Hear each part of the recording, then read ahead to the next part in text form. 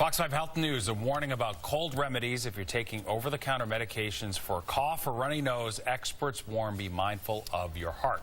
Joining us now is Dr. Clenton Coleman from Holy Name Medical Center. Yeah, that is something that we don't really take into account. Right. Thanks for having me. The over-the-counters. Yeah. So some of these medications, these cold medications, particularly the oral decongestants and the non-steroidal anti-inflammatories or NSAIDs, can have a negative impact on the heart. So we commonly advise for patients who have uncontrolled high blood pressure or heart disease to avoid these medications. So for example, these decongestants can actually constrict your blood vessels, can raise your blood pressure, and that's dangerous for patients who are at risk for a stroke or heart attack. Oh, wow, yeah. The NSAIDs can actually make you have fluid retention, or hold on to your body, hold on to water, yeah.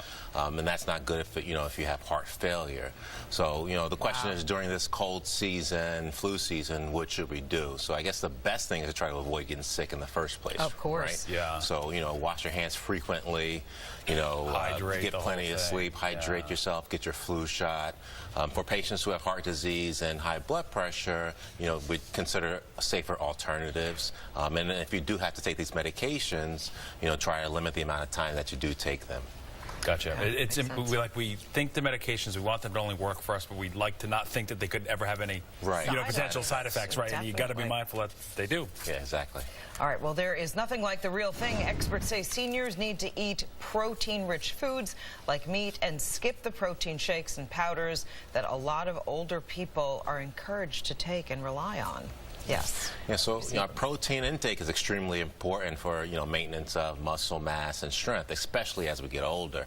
So we know older adults who eat an adequate amount of protein, tend to maintain their muscle mass and bone health. They tend to have better functional capacity, meaning they're able to take care of themselves the older they get, to dress themselves, climb a flight of stairs, for example. And also, when they get sick, they're better able to deal with those illnesses because they have better nutrition.